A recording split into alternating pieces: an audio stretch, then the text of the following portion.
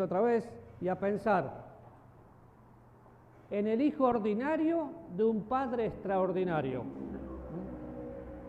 Cuando pensamos en Abraham, un padre extraordinario, el padre de la fe, con el pastor Álvaro terminamos viendo cómo Isaac repitió el mismo pecado, pero algunas cosas más que vamos a ver en esta mañana, pensando en Abraham y en Isaac, pero qué emocionante es mirar un poco la vida de Abraham, y lo más emocionante que vemos en la vida de Isaac es su obediencia al Padre en Génesis 22, cuando él entrega el sacrificio, donde vemos una figura hermosa de nuestro Señor entregándose por nosotros en forma de sustitución. Vimos en Génesis 24 una figura del Padre, del Hijo y del Espíritu Santo preparando la iglesia para ser presentada. Pero antes de ir ahí, yo estaba leyendo la Biblia ayer y me impactó algo pensando en la muerte. Lea conmigo Génesis 25, versículo 8. Y otra vez, Isaac es el hijo ordinario de un padre extraordinario. Yo quisiera partir para estar con mi Salvador como lo hizo Abraham. Dice versículo 8, exhaló el espíritu y murió Abraham en buena vejez, anciano, lleno de años, y se unió a su pueblo. Y cuando pienso en esto, la muerte de Abraham muestra lo que la fe puede hacer en un hombre. ¿Por qué? Porque murió en paz. No tenía miedo a la muerte. La mayoría de las personas tienen miedo a morirse. Nunca veo cristianos más piadosos que aquellos que se enferman, cuando en realidad la muerte es un paso a la mejor vida. ¿Y qué dice? Que murió en buena vejez, murió en paz, murió en fe. Hebreos capítulo 11, capítulo 11, versículo 13, habla de Abraham, y yo veía esto y decía, bueno, los días que me queden, quiero disfrutarlos, y el día que voy a partir con mi Señor quiero morir así. Capítulo 11, versículo 13 dice, conforme a la fe murieron todos estos sin haber recibido lo prometido, sino mirándolo de lejos y creyendo y saludándolo y con fe, confesando que eran extranjeros y peregrinos sobre la tierra. Y sigue hablando, pero versículo 17 dice, por la fe Abraham cuando fue probado ofreció, murió en paz, murió con fe, dejó una herencia extraordinaria para sus hijos. ¿Qué le dejó? No pasa por los bienes que le dejó, sino por las bendiciones espirituales, por el ejemplo de vida. Si bien es cierto que Abraham cometió muchos errores, y vemos que al hijo comete los mismos, en Abraham fueron benditas todas las naciones de la tierra. ¿Y qué le deja a Abraham? Le deja el legado de fe a sus hijos. Una pregunta para que todos consideremos. ¿Qué le vamos a dejar a nuestros hijos? A veces nos afanamos por pensar en la parte económica, pero hay algo que es mucho más importante, el legado espiritual. Y pensando en eso, ya entramos al capítulo 25, vimos todo lo que estaba sucediendo, lo vimos con el pastor Álvaro, pero empezamos en el capítulo 25, solo para un repaso, y vemos un hogar dividido y todo lo que estaba pasando ahí. Y llegando al capítulo 26 dice así, después hubo hambre en la tierra, además de la primera hambre que hubo en los días de Abraham. Y fue Isaac a Abimelech, rey de los filisteos en Gerán. Y se le apareció Jehová y le dijo, no desciendas a Egipto, habita en la tierra que yo te diré. Habita como forastero en esta tierra, y estaré contigo y te bendeciré, porque a ti y a tu descendencia daré todas estas tierras, y confirmaré el juramento que hice a Abraham tu padre. Multiplicaré tu descendencia como las estrellas del cielo, y daré tu descendencia todas estas tierras, y todas las naciones de la tierra serán benditas en tu simiente. Por cuanto oyó Abraham mi voz, guardó mis preceptos, mis mandamientos, mis estatutos y mis leyes, y habitó pues Isaac en Gerar. Y vemos aquí varias cosas, pero en primer lugar, no se ponen de acuerdo quién era este Abimelech. No creo que sea el mismo Abimelech que estuvo con Abraham por la cantidad de años que pasaron. Posiblemente es otro. Nadie tiene la seguridad, pero sí sabemos lo que sucedió. Y qué interesante es pensar en esto, que había hambre. Cuando había hambre, en ese momento, lo mejor era ir a buscar donde había provisión. Y la provisión estaba en Egipto. Si ustedes van siguiendo las escrituras, se van a dar cuenta que siempre la provisión está en Egipto. Ahora, pensemos esto. Nosotros, hoy alguien decía en broma en la reunión que tuvimos los miembros de la iglesia, vamos a jugar un chance, o la lotería. Podemos hacer una broma así, pero nunca podríamos pensar en jugar la lotería, salvo que estemos mal con Dios. Pero qué interesante, porque he visto muchos cristianos que en lugar de pensar en la provisión de Dios, piensan dónde voy a conseguir más dinero y quiebran reglas, quiebran principios bíblicos para poder tener lo que quieren y no lo que necesitan. Para Isaac en ese momento, la misma tentación que ofreció su padre, ir a Egipto era lo mejor. ¿Por qué? Porque en Egipto había dinero, había comida, había todo lo que necesitaba. Entonces fue la tentación. ¿Sabe que usted y yo continuamente somos tentados a ir a Egipto? Egipto en la Biblia es una señal del mundo. Entonces, ¿qué puedo hacer si estoy pasando, según yo, un momento de necesidad? Quizás no es necesidad, quizás Dios está probando mi fe. Entonces aparece la posibilidad de hacer algo que es cuestionable. ¿Lo haría? Tal vez sí. Y lo haría pensando, es que tengo necesidad, pero es que yo tengo a mi Dios que suple mi necesidad. Mi Dios suplirá conforme a sus riquezas en gloria todo lo que yo necesito, dice el apóstol Pablo. Pero definitivamente todos somos tentados. Por ejemplo, voy a ir a comprar,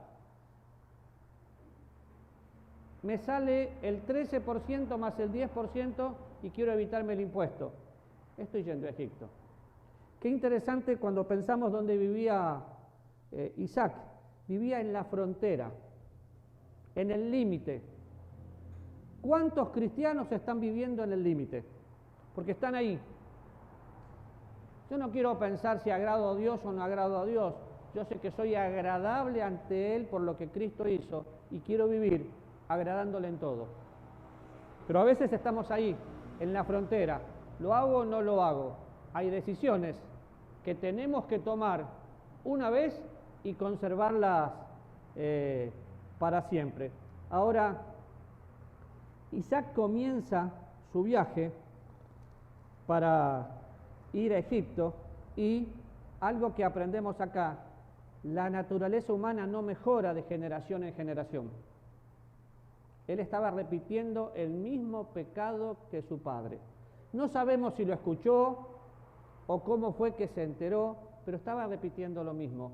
Otro ejemplo para nosotros, somos el espejo donde nuestros hijos se miran.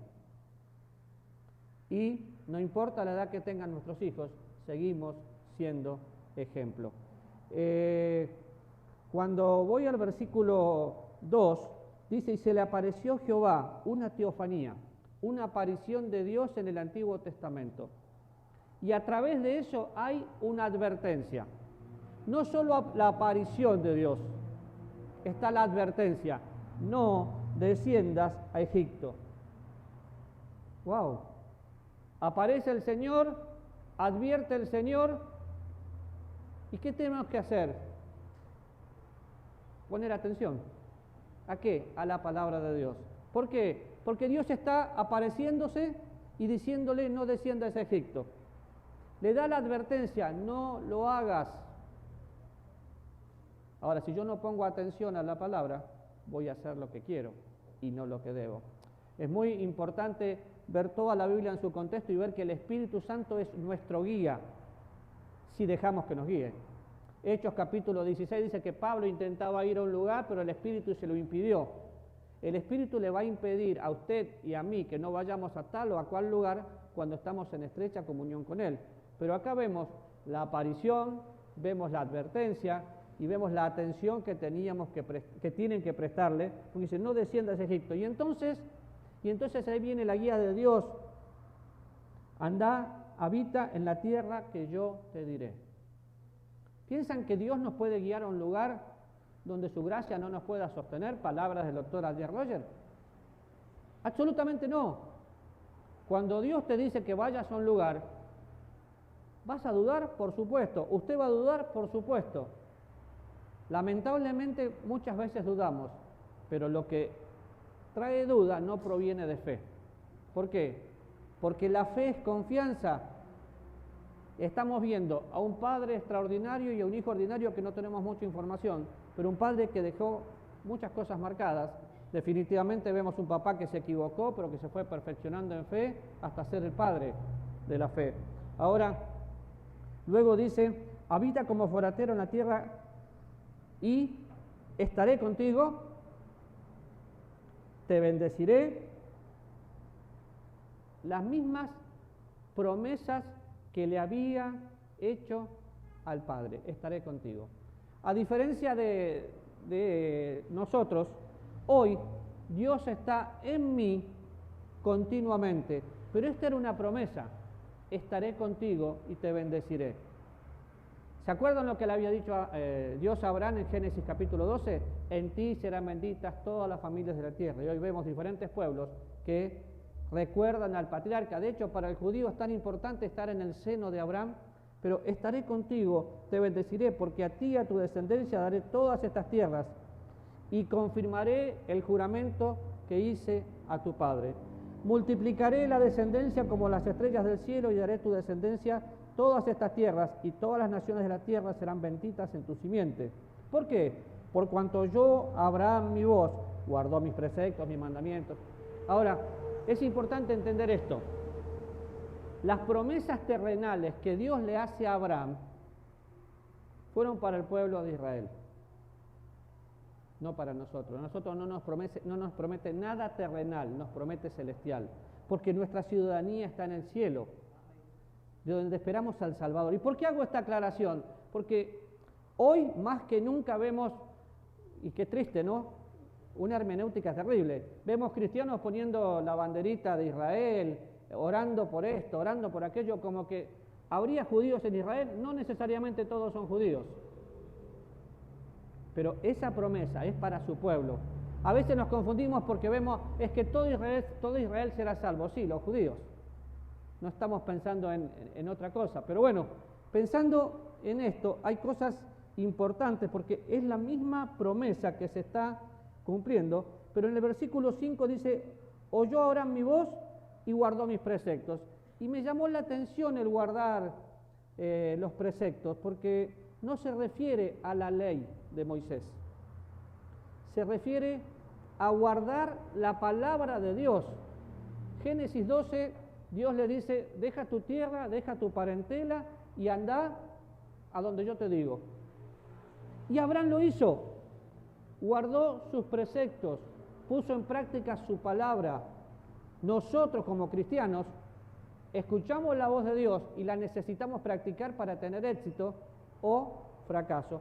Pero dice, guardó sus preceptos, guardó sus estatutos. El estatuto es el rito de la circuncisión. Abraham tuvo que ser circuncidado y la practicó. Y luego habla de las leyes, guardó las leyes. Cuando pensamos en la ley, acuérdense que el Dios de toda gracia está en toda la Biblia. Si bien nosotros hablamos de la dispensación de la gracia o la dispensación de la iglesia, es el Dios de toda gracia. Entonces, leyes, la práctica de la justicia inherente en el andar por gracia. Y Abraham andaba por gracia. Es muy importante entender que aunque no estamos bajo la ley, no vivimos sin ley, porque tenemos la ley de Dios puesta en nuestros corazones. El verdadero creyente no es anárquico, sino que se somete a la palabra de Dios, camina en justicia. ¿Qué justicia? La justicia que el justo me dejó, la justicia que me demanda el Señor. Y Abraham caminó con el Señor cada día. Entonces, ese versículo que parece tan pequeño, por cuanto yo Abraham mi voz, guardó mis preceptos, mis mandamientos, mis estatutos y mis leyes, a veces lo resumimos, sí, guardó la ley de Moisés. No, acá no había ley de Moisés todavía. Es mucho más que eso. Podríamos hacer una sola palabra. Fue un practicante de la palabra de Dios. Y puedo hacer un paralelismo con Santiago. Sean hacedores de la palabra, no solamente oidores. Entonces, sigue ahí y vemos que, se va, habita en Gerar, repite el pecado de su padre. Es interesante cuando pensamos en el pecado que estaba repitiendo, algunas cosas, porque fue muy bien explicado por el pastor Álvaro, pero llega a un lugar, tiene miedo, lo ven acariciar, y yo me puse a buscar qué significaba la palabra acariciar, porque que te haga así no significa que seas mi esposa, no. Abimelech pudo ver que era una relación íntima que tenía, por eso se dio cuenta que era la esposa. Pero la parte triste acá es ver cómo el ejemplo del padre se repite sobre el hijo. Ahora, yo pensaba, porque a veces pienso, yo pensaba, ¿por qué si Abraham es el padre de la fe, si terminó su vida en buena vejez, en paz, por qué el hijo repite lo mismo?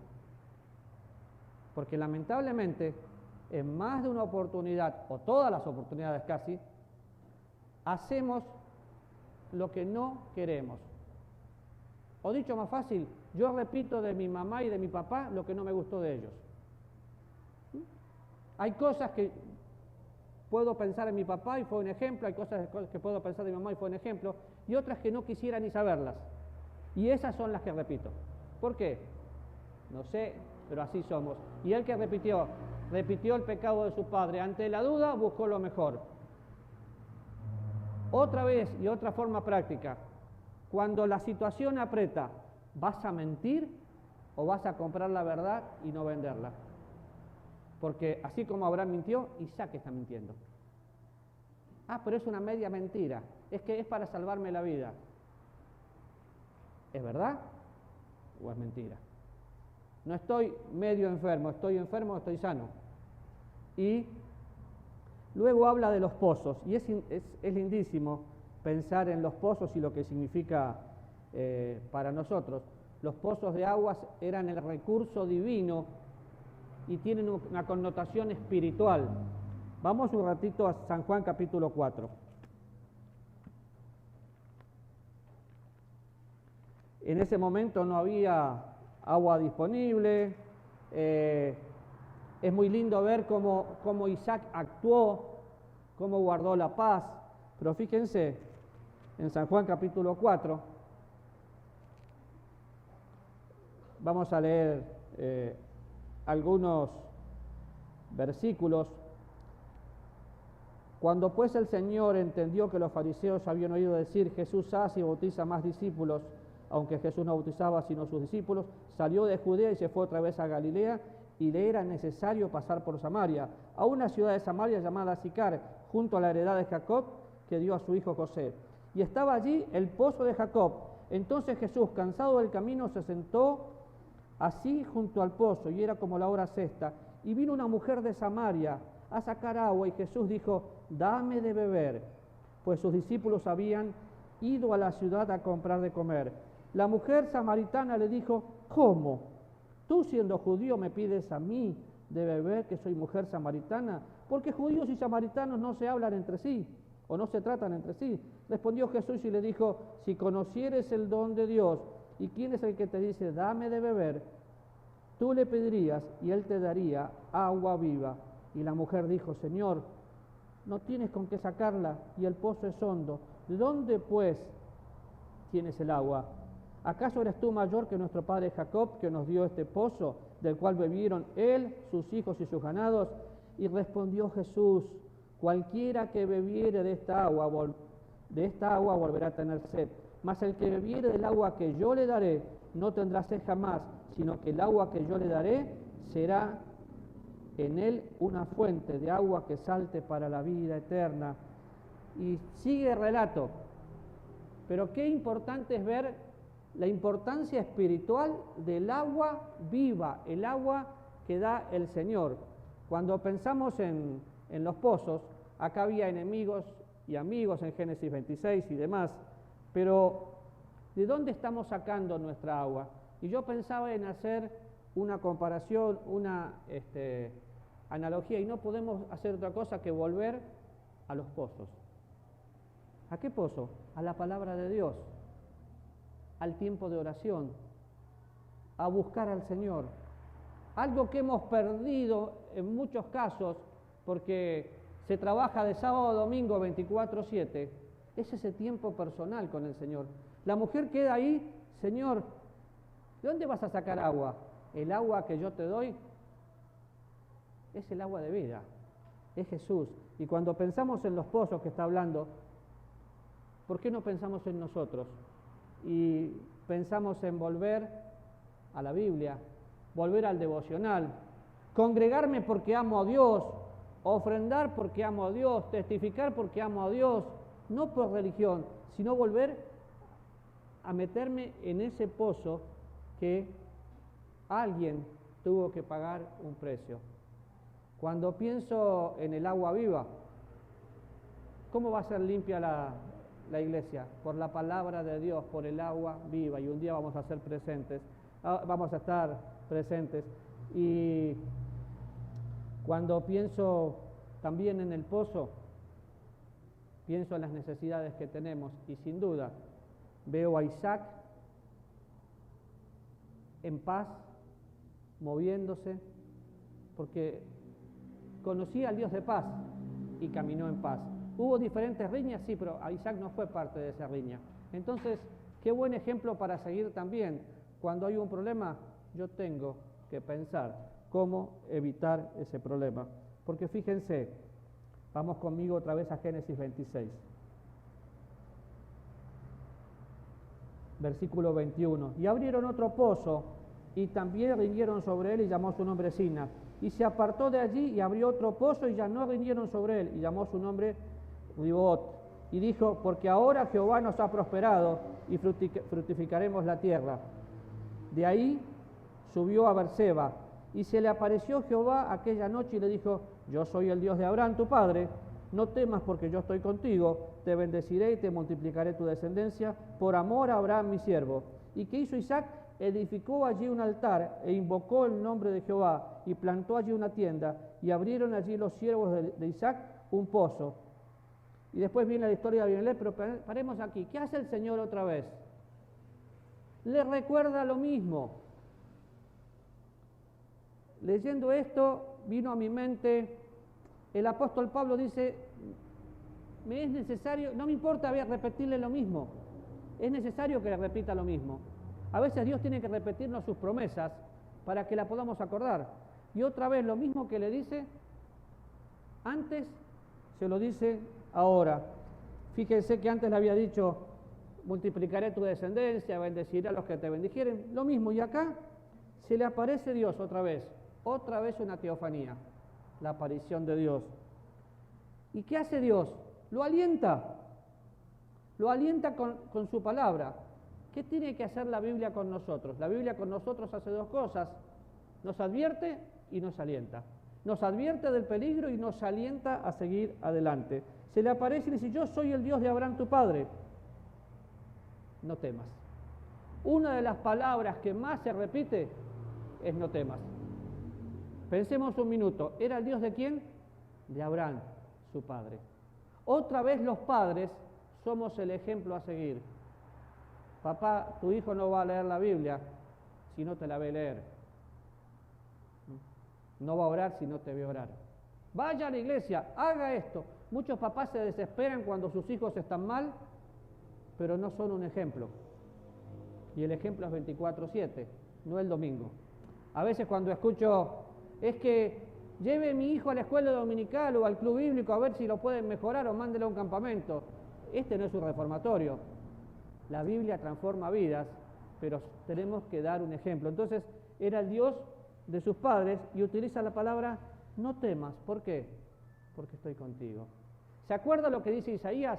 No temas porque estoy contigo, no desmayes porque soy tu Dios, que te sostiene de tu mano derecha y te dice, no temas, yo te ayudo, te sostengo. Él es nuestro aliento y es nuestro ayudador. Ahora, no temas es la palabra que más se repite en toda la Biblia, porque todos enfrentamos temores. Y no me refiero a tener miedo a un perro como me pasa a mí. Me refiero a ese temor interno que solo usted sabe. Todos nosotros aquí le tememos a algo que nos cuesta enfrentar. Pero ese temor desaparece cuando mi confianza está en el Señor, no antes. ¿A qué le tiene temor? El temor lo podemos ver como el temor a Dios, que es un amor reverente, o como esta palabra temor, no tengan miedo. Vemos al Señor en diferentes oportunidades diciendo lo mismo. Vemos que cuando el Señor estaba caminando por el mar, los discípulos se asustaron porque creyeron que era un fantasma, y que le dijo, no teman, tengan ánimo, yo soy. Escucharlo es fácil, pero ¿a qué le tiene miedo? ¿Le tiene miedo a enfermarse y morirse? La muerte es un paso a la vida. ¿Le tiene miedo a no tener trabajo? El Señor es mi proveedor y me da todo lo que necesito. ¿Le tiene miedo a la vejez? Abraham murió en buena vejez, porque tenía comunión con Dios. ¿Cuál es su miedo? ¿Cuál es su temor? No temas porque estoy contigo. Y hoy nos dice, no temas porque estoy en ti. Yo puedo mirar y decir, no sé, Manuel, no temas. Pero se lo digo yo. Pero si escucha la voz de Dios que dice, Manuel, no temas, y es la voz de Dios que se le aparece, va a ser diferente. Bueno, Dios le está diciendo en esta mañana a usted y a mí, no temas, y no es sacar un versículo así, en toda la Biblia dice, no temas, no solo porque estoy contigo, sino porque estoy en ti. No temas porque estoy contigo, te bendeciré, te multiplicaré. Cuando pensamos en la bendición, nosotros somos los benditos del Padre, que tenemos toda bendición espiritual. Hablaba con un matrimonio amigo que son pastores, y me dicen, por fin entendí algo que usted enseña hace años. ¿Y qué entendieron? Que ya somos benditos y lo estamos disfrutando. Vivíamos buscando la bendición, hoy la disfrutamos mucho. Claro, porque la gracia de Dios se recibe cuando Dios se va mostrando, o se recibe cuando Dios se revela a mi vida, y este matrimonio está feliz porque entendió que ya eran benditos. A veces nos cuesta eso, vivimos buscando la bendición de Dios pensando que son cosas materiales, o usamos la palabra, ¡qué bendición! No, la bendición es estar en Cristo y tener la certeza de saber a dónde voy, con quién vivo, quién me sostiene. Ahora, ¿qué hizo? Edificó un altar e invocó el nombre del Señor. Si volvemos con la mente a San Juan capítulo 4, hablaba de adoradores. Que el Señor está buscando adoradores. ¿Y qué característica pide de esos adoradores? Que la adoren ¿cómo? En espíritu y en verdad, en forma genuina. Abraham era un adorador y su hijo adoró. ¿De dónde sacó la idea? Y lo vio en el Padre. Fíjense que dice que edifica el altar e invoca el nombre del Señor. Un tiempo de adoración. Ahora, definitivamente estaba confiando en el Dios de su Padre, en el Dios que le sostiene. Y creo que está muy claro, mientras estuviese fuera de Canaán, Isaac iba a tener problemas, iba a tener conflictos, pero cuando regresa al lugar que tiene que regresar, iba a encontrar paz. Si ven todo lo que sucede ahí, había diferentes problemas, pero lea conmigo Proverbios 16. Algo que me gusta del ejemplo de Isaac es que fue un pacificador. Él podría haber peleado. De hecho, pensamos en Abraham. Abraham tenía todo un ejército armado y yo creo que toda la gente esta le tenía miedo. Sin embargo, va acá a hacer una transacción para no tener problemas. Y Hebreos 16 es un desafío, Proverbios 16 es un desafío para todos nosotros. Versículo 7 dice, cuando los caminos del hombre son agradables a Jehová, aún a sus enemigos hace estar en paz con él. Qué hermosa palabra. Ahora, caminen justo en su integridad y sus hijos son dichosos después de él. Dios le había dicho a Abraham, anda delante de mí, dice perfecto. ¿Caminó Abraham en integridad los últimos días de su vida? Sí, y vemos a sus hijos haciendo lo mismo a pesar de. ¿Por qué digo a pesar de? Porque hay cosas que los hijos se están repitiendo, pero acá vemos que Isaac ya fue cambiando.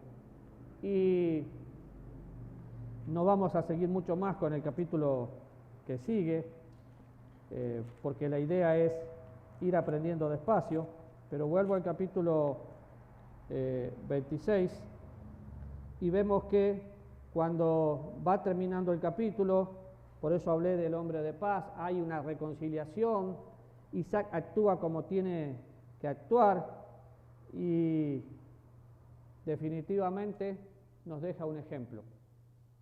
El primer ejemplo, Isaac confió en Dios. ¿En qué Dios? En el Dios de su padre. Nos deja una advertencia a nosotros, sí, a los papás y mamás, o a los padres en general. Los hijos son el espejo donde los padres somos el espejo donde los hijos se ven. ¿Qué le está enseñando a su hijo? Usted no le puede decir, hace esto y hacer lo contrario. Hay papás que pretenden hijos perfectos y no pueden vivir una vida cristiana. Qué buen desafío es que nosotros, todos, volvamos al agua viva, al pozo, a buscar la Biblia, a buscar la oración, a congregarnos, a servir al Señor con alegría, a estar involucrado 24/7 en la vida de Dios y Dios en mi vida. Y podamos pensar, los caminos que yo hago son agradables a Dios y a todo el mundo. ¿Por qué? Porque cuando yo estoy bien con Dios, estoy bien con todos. Es el secreto. Y miramos los últimos versículos. El último versículo dice, hablando de el otro hijo, y fueron amargura de espíritus para Isaac y para Rebeca. Me voy a leer antes. Y llamó, el versículo 33, y llamó Seba por esta causa el nombre de aquella ciudad, Berseba, hasta el día de hoy. Y cuando Esaú era de 40 años, tomó por mujer a Judith, hija de Berit, Eteo, y a Besamet, hija de Elón, Eteo, y fueron amargura de espíritus para Isaac y para Rebeca. Esaú no se casó bien, pero Esaú no vivió bien. Esaú quiso disfrutar los deleites de este mundo. Qué diferente, dos hijos criados por los mismos padres, bajo los mismos principios, pero cada uno tomó su decisión. Ahora, ¿qué parte me toca a mí para ser práctico? ¿Soy padre? ¿Soy ejemplo? ¿O no lo soy? No hay medios, o lo soy o no lo soy. Pero también tenemos que entender algo. Así, ¿por qué pensé en los dos hijos? Porque nosotros podemos instruir a nuestros hijos para que conozcan al Señor. Pero cada uno de nuestros hijos toma su propia decisión. Es lamentable ver muchos padres que se sienten culpables o culpan a Dios porque cuando llegan a cierta edad los hijos hacen cosas que no son correctas. Si usted fue un ejemplo para su hijo, descanse en la soberanía de Dios. Que su hijo tome las decisiones que tenga que tomar. ¿El otro hijo fue amargura? Sí. Un hijo satisfacción y el otro amargura. Mi trabajo y mi responsabilidad es ser ejemplo. El trabajo de Dios es transformar vidas, no el mío. Entonces, vamos a seguir estudiando Génesis y yo creo que en 5 años más o menos podemos llegar a Apocalipsis. Y algunos se ríen, más o menos sí, pero pasaríamos por toda la Biblia. Así que si piensa que no tiene 5 años más por adelante, trata de vivir más, porque yo voy a tener 65 cuando termine de enseñar Apocalipsis. Álvaro, vas a terminar vos. Yo ya ni me voy a acordar lo que es Apocalipsis a los 65. ¿Vamos a orar? Dios, qué bueno es tener tu palabra, qué bueno, Señor, es saber que tenemos un hijo que aprendió de un papá extraordinario. Es cierto que siguió malos ejemplos, pero también, Señor, vemos en Isaac un adorador, pero sobre todas las cosas vemos un pacificador y alguien que te escuchó. Queremos aprender a escuchar tu voz y ponerla en práctica, en el nombre de Jesús.